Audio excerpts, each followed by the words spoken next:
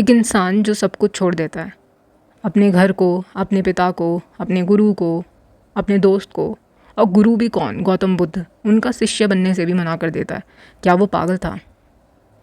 या उसे पता था कि जो सच्चा ज्ञान है वो किसी और से नहीं, सिर्फ खुद के अंदर से आता है। हरमन हेस की ये कहानी सिद्धार्थ की है। सिद्धार्थ एक लड़का जिसका जन्म हुआ एक ब्राह्मण फैमिली में, और वो अपना घर बार, अपने माता पिता को छोड़कर निकल पड़ता है एनलाइटनमेंट ढूंढने। बुद्ध से मिला, लेकिन उनका शिष्य नहीं बना। क्यों? क्योंकि वो कहता है मैं जो ढूंढ रहा हूँ वो आपके शब्दों से नहीं, मेरी खुद की जर्नी से मिलेगा। ये कहानी सिंपल सी है पर इसका मैसेज बहुत गहरा है। सिद्धार्थ गौतम बुद्ध से कहता है कि आप एनलाइटन वन हैं। जब मैंने आपको पहली बार देखा था तो मुझे पहले ही पता लग गया था कि आप ही गौतम बुद्ध हैं। आपको निर्वाण प्राप्ति हो चुकी है और जो आपको मिल चुका है मुझे वही चाहिए।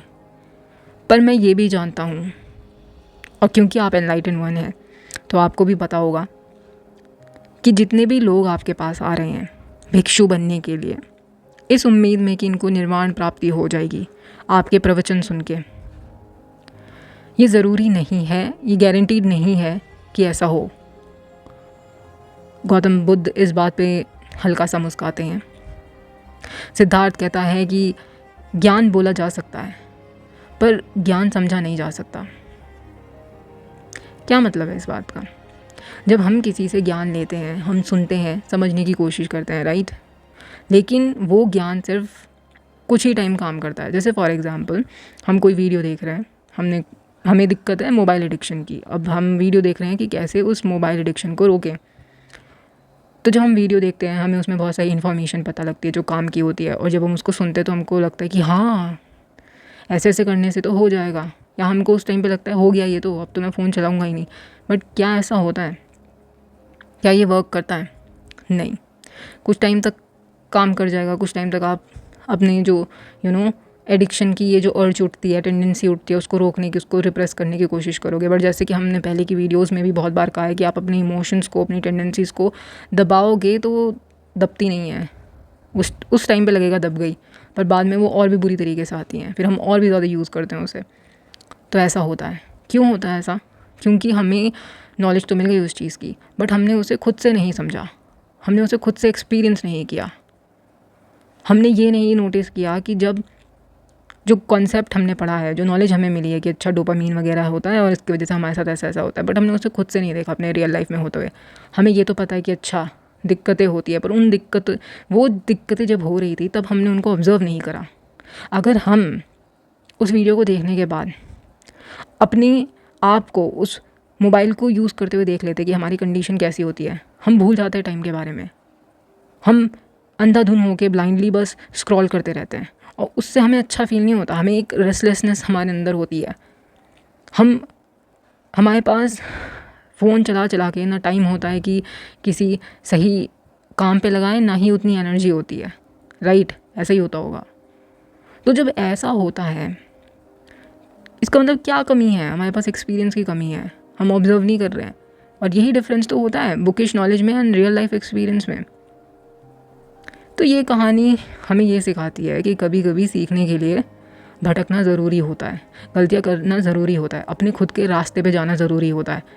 दूसरे हमें सिर्फ रास्ता दिखा सकते हैं ज़्यादा से ज़्यादा, जो खुद उस रास्ते पे ऑलरेडी चल चुके हैं वो हमें रास्ता दिखा सकते हैं, बट उस पर चलना है या नहीं चलना है या कैसे चलना है वो हम पर निर्भर करता है। अब भटकने का मतलब ये नहीं होता है कि घर से भाग जाओ। कभी ये सुन के लोग बोले अब तो भटकूंगा मैं, ऐसा नहीं करना है। घर से भागने का कोई मतलब नहीं है। समझो पहले चीज़ों को, देखो पहले चीज़ों को, फिर अपने आप पता लगेगा क्या करना है और अपने आप हो जाएगा जो चीज़ सही होती है।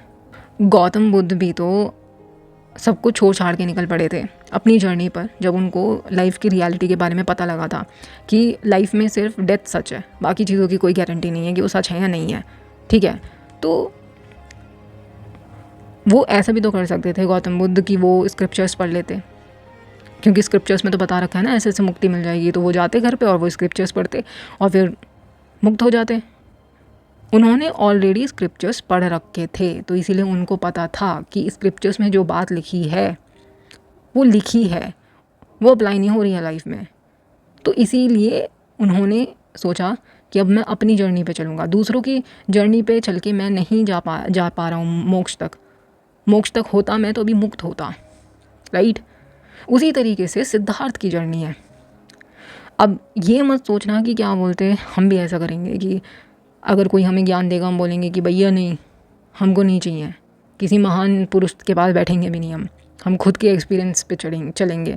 बट एक बात समझो, दोनों सिद्धार्थ और गौतम बुद्ध, इन लोगों को दीन दुनिया का पहले से पता था। गौतम बुद्ध ने सारे शास्त्र पढ़े हुए थे, सिद्धार्थ भी एक ब्राह्मण फैमिली में पैदा हुआ था। उसको वहाँ पर उसके पिताजी ने बचपन में ही वेदांत, वेद, उपनिषद सब कुछ पढ़ा दिया था, तो उनको सब पता था। और सिद्धार्थ को पता था जो वेदांत में लिखा है वो बिल्कुल सच बात है, परंतु जो बात लिखी है वो उस बात को पढ़ने से तो मुक्ति उसे नहीं मिल रही है ना। तो इसीलिए पहले हमें पता होना चाहिए, पहले हमें खुद की नॉलेज हो, दीन दुनिया की नॉलेज हो, तभी तो हमें पता लगेगा हमें करना क्या है। पता कुछ नहीं है और हम बोल रहे हैं कि हम तो भैया किसी की नहीं सुनेंगे, हम तो अपने मर्जी से चलेंगे, वो नहीं होता। पहले दीन दुनिया की नॉलेज देख लो, पहले सब कुछ पढ़ लो, शास्त्र पढ़ लो, फिर उसके बाद देखना। ये साथ साथ करते रहो अपना काम। तो सिद्धार्थ अपनी फैमिली छोड़ के गया, तपस्वी बनता है, क्योंकि उसको स्क्रिप्चर्स पढ़ के तो लग गया कि इनको पढ़ के तो मुक्ति नहीं मिलेगी, तो उसने सोचा अब कुछ और ट्राई करते हैं। तो उसने देखा कि अरे ये तपस्वी हैं, ये तो सोसाइटी से बिल्कुल बाहर रहते हैं, ये तो ध्यान करते हैं, मेडिटेशन करते हैं, तो क्या पता इनको मुक्ति मिलती हो। तो वो गया, बहुत सालों तक वो किया, बट उससे भी उसे सिद्धियाँ मिली बहुत सारी, बट उसको पता लग गया कि ये सिद्धियाँ तो मर के ख़त्म हो जाएंगी, मुझे तो वो चाहिए जो एटर्नल है, मुक्ति। तो वो तपस्वी बनता है। तपस्वी बनने के बाद कुछ नहीं हुआ, फिर मटीरियलिस्टिक बिजनेसमैन भी बनता है। फिर वो कहता है कि भैया छोड़ दिया मैंने सब कुछ, अब मैं इसके बिल्कुल एक्सट्रीम चीज़ करता हूँ, सब कुछ पाने की कोशिश करता हूँ, तब देखता हूँ। वो मटीरियलिस्टिक बिजनेसमैन बन गया, ठीक है। पहले वो जब तपस्वी था तो बिल्कुल औरतों से दूर, अब वो कमला नाम की एक औरत के प्यार में पड़ जाता है, ठीक है, मोह में पड़ जाता है वो, और वो ऐसी चीज़ें करने लगता है जिसको सोसाइटी पाप बोलती है, जैसे कि गैम्बलिंग खेलना, जुआ खेलना, ठीक है। और फिर जब वो ये चीज़ें खुद से करता है ना, तो जब हम बोलते हैं कि जुआ गलत है, ये राइट, हम बोलते हैं ये चीज़ गलत है, वो चीज़ गलत है, तो हमने ये चीज़ दूसरों से सुनी है, दूसरों से पढ़ी है, इसलिए हमको लगता है कि अच्छा ये गलत है, राइट। बट सिद्धार्थ उन चीज़ों को जी रहा होता है। पर इसका मतलब ये नहीं है कि तुम लोग खुद से जाके जुआ, उन्होंने दीन दुनिया पहले पढ़ ली है, उन्होंने खुद को अंदर से झाँक लिया है बहुत लंबे समय तक, उनको उतनी समझ डेवलप हो गई है, इसीलिए वो उस चीज़ में भटके नहीं। वरना सिद्धार्थ आत्मज्ञानी बनना तो छोड़ो, लीवर ख़राब हो जाता, शराबी बन जाता, नाले में पड़ा होता, जो इस कहानी का मेन कैरेक्टर है वो लड़का। तो इसीलिए थोड़ा ध्यान से समझना इस चीज़ को, एकदम से कंक्लूजन पे मत आना। अब क्या होता है, जब वो ये सब चीज़ें करता है, इन एक्सपीरियंसेस को लेता है सिद्धार्थ, तो उसको ना अपने आप से घिन आने लगती है। जो महंगे कपड़े उसने पहने होते हैं वो उसे खाने लगते हैं, जो महंगा इत्र उसने लगाया होता है उससे उसे उल्टी आने लगती है, नॉशियस फील करता है, वो घिन आती है उसे अपने आप से। जिस औरत के प्यार में वो पड़ा था उसके फेसेस पे वो झुर्रियाँ देखने लगता है, और फिर उसे लगता है कि ना पैसा, ना लड़की, और ना मैं खुद, क्योंकि वो भी उम्र में बड़ा हो रहा था, बूढ़ा हो रहा था, या उसकी उम्र हो रही थी, बीत रही थी, तो वो भी नहीं रहने वाला है, वो भी एटर्नल नहीं है। और वो सोचता है मैं किस चीज़ के चक्कर में पड़ गया, क्या करने आया था मैं। फिर उसके बाद वो ऑटोमेटिकली उससे सारी चीज़ें छूट जाती हैं, उसे कोशिश भी नहीं करनी पड़ती। जब घर में आग लगती है तो आपको कोशिश नहीं करनी पड़ती बाहर निकलने के लिए, वो सिचुएशन हो चुकी थी सिद्धार्थ के लिए। फिर सिद्धार्थ जाता है नदी किनारे, और वहाँ पर उसे मिलता है फेरीमैन। फेरीमैन मतलब जो रिवर क्रॉस कराता है लोगों को नाव में बिठाकर, बोट में बिठाकर। वहाँ पर सिद्धार्थ एक झोपड़ी में रोज़ रहता है और सिर्फ नदी को देखता रहता है, क्योंकि फेरीमैन ने कहा था कि नदी बहुत कुछ सिखाती है इंसान को।